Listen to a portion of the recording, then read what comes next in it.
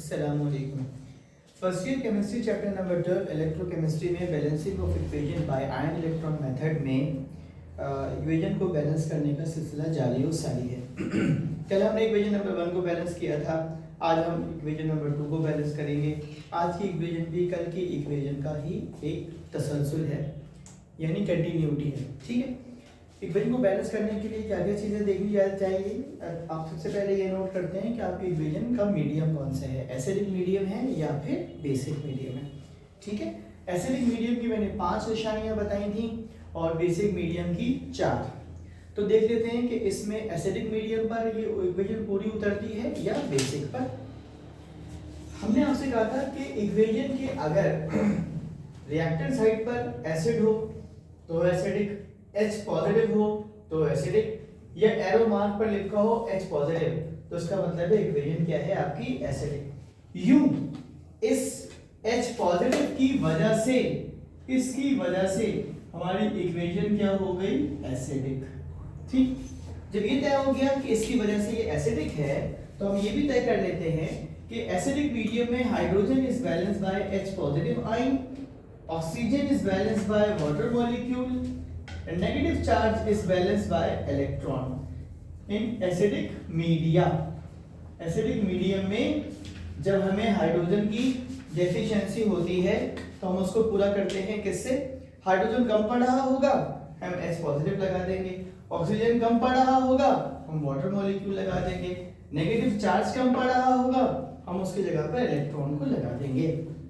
तो हम बोलते हैं in acidic medium hydrogen is balanced by H positive ion, oxygen is balanced by water molecule, negative charge is balanced by electron।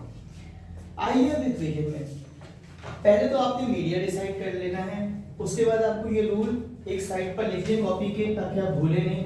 ठीक है, अपने memory को रिकॉल कीजिए और यहाँ पर रूल लिखते जाइए। उसके बाद हम ये देखते हैं सिमिलर चीजों को। सिमिलर मतलब हम यहाँ पर आयरन को आयरन से देखेंगे। ठीक है, आपकी जुबान में बोल देता हूं, हम Fe को Fe से देखेंगे और Cl को Cl से देखेंगे।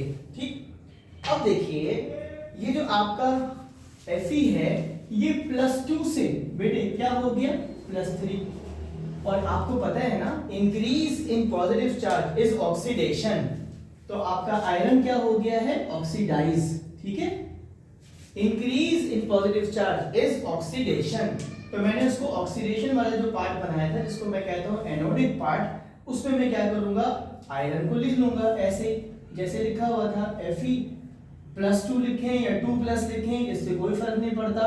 मैंने यहाँ लिख दिया Fe +3 और इसको भी मैं कर देता हूं Fe +2 ताकि दोनों तरफ सेम हो जाए। ठीक है, +2 से +3 हुआ, ऑक्सीडाइज हो गया क्योंकि आपका पॉजिटिव चार्ज बढ़ गया।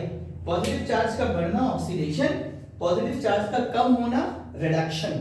अब देखिए Cl2 ये मॉलिक्यूल है, इसका ऑक्सीडेशन स्टेट 0 है। बेटे ये कितना हो गया -1, तो आपको ये पता चल गया इसका पॉजिटिव चार्ज क्या हो गया कम। ये क्यों कहो दूसरे लफ्जों में कि नेगेटिव चार्ज बढ़ गया। नेगेटिव चार्ज का बढ़ना रिडक्शन, पॉजिटिव चार्ज का बढ़ना ऑक्सीडेशन। तो मैंने जो इसके लिए दूसरा पार्ट बनाया था कैथोडिक पार्ट जिसको मैं कहता हूं रिडक्शन, उस पर मैं लिख देता हूं क्लोरीन को इस तरह से Cl2 एरो मार्क Cl पर -1। ठीक है जी, इसको मैंने लगा दिया -1। हमने आपको जो कल रूल पढ़ाया था उसमें हमने बोला था split the reaction into 2 part, anodic for oxidation, cathodic for reduction, balance all the atoms except oxygen and hydrogen. अब ये वाला रूल यहां पर अप्लाई होगा, क्यों?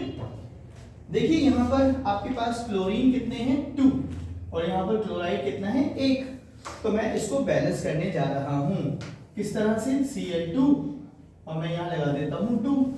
अब देखिए ये मेरा Cl क्या हो गया इससे बैलेंस हो गया। ठीक है जी, इधर आइए यहाँ पर Fe 1 है, इस पर कोई बैलेंसिंग का चक्कर नहीं है। हाँ ये है +2 और ये है +3। अब क्या करें, मैंने आपसे कहा था इलेक्ट्रॉन उस सिम्थ में ऐड होते हैं जिस सिम्थ में पॉजिटिव चार्ज ज्यादा होता है, इलेक्ट्रॉन उतने ऐड होते हैं जितना पॉजिटिव चार्ज ज्यादा होता है। ठीक है, मैं रिपीट करता हूं, जब आप इलेक्ट्रॉन को ऐड करते हैं तो इलेक्ट्रॉन उस सिम्फ में ऐड होते हैं जिस सिम्फ में पॉजिटिव चार्ज ज्यादा होता है। देखिए +2 +3, तो पॉजिटिव चार्ज ज्यादा है किस तरफ, इस तरफ, तो मैं इलेक्ट्रॉन इस तरफ लगाऊंगा। एक बार इलेक्ट्रॉन उस सिम्फ में ऐड होते हैं जिस तरफ पॉजिटिव चार्ज ज्यादा होता है। दूसरी बात, इलेक्ट्रॉन उतने ऐड होते हैं जितना पॉजिटिव चार्ज ज्यादा होता है। तो कितना ज्यादा है, +2 और +3 में कितने का फर्क है, 1 का, तो हमने यहाँ पर क्या लगा दिया, 1 इलेक्ट्रॉन। उम्मीद है ये बात समझ में आ गई होगी। और बाय द डेफिनेशन अगर आप समझे ना, तो ये लॉस हुआ है इलेक्ट्रॉन का, loss of electron is oxidation, gain of electron is reduction. ठीक है जी। अब यहाँ पर चार्ज देख लेते हैं, यहाँ पर चार्ज है 0 और यहाँ चार्ज कितने हैं, 2 1 * 2 यानी -2। 2 को जब -1 से मल्टीप्लाई करूंगा -2 आ जाएगा। इसका मतलब है यहाँ पर पॉजिटिव चार्ज 2 ज्यादा है, तो मैं यहाँ पर क्या करता हूँ, 2 इलेक्ट्रॉन ऐड कर देता हूँ।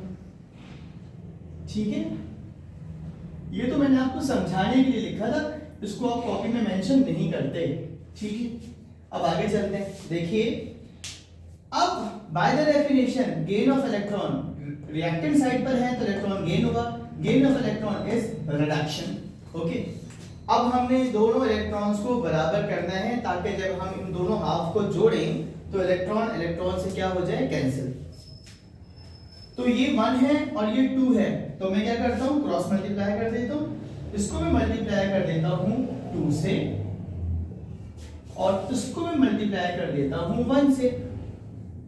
जाहिर सी बात है, मैं 1 से मल्टीप्लाई करूंगा तो कोई फर्क नहीं पड़ेगा, तो इसको 2 से मल्टीप्लाई करते हैं, ये बन जाएगा 2Fe + 2, हर जगह 2 आ जाएगा, 2Fe + 3 और 2 इलेक्ट्रॉन्स।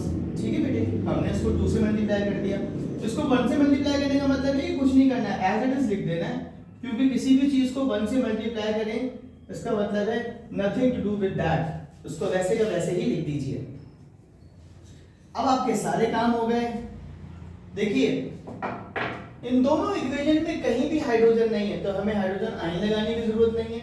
इन दोनों इक्वेशन में कहीं भी ऑक्सीजन नहीं है तो हमें वाटर मॉलिक्यूल लगाने की जरूरत नहीं है। जहां तक ताल्लुक था नेगेटिव चार्ज का तो वो हमने लगा दिया। बस याद रखिए, इक्वेशन बैलेंस करना है, वो भी आयन इलेक्ट्रॉन मेथड से, तो इलेक्ट्रॉन ने आना ही आना है। पहले हमने इसको 2 हिस्सों में तकसीम किया था, अब हम इस दोनों इक्वेशन को जोड़ देते हैं और जो डुप्लीकेशंस होंगी, जो एक जैसी चीजें होंगी, उन्हें हम क्या करेंगे बेटे, कैंसिल कर देंगे।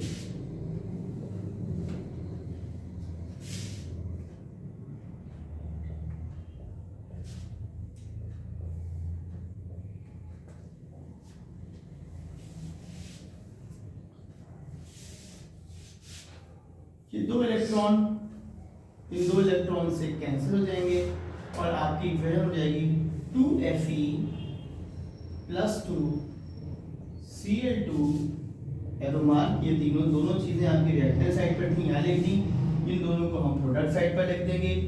2Fe + 3 + 2 Cl-1।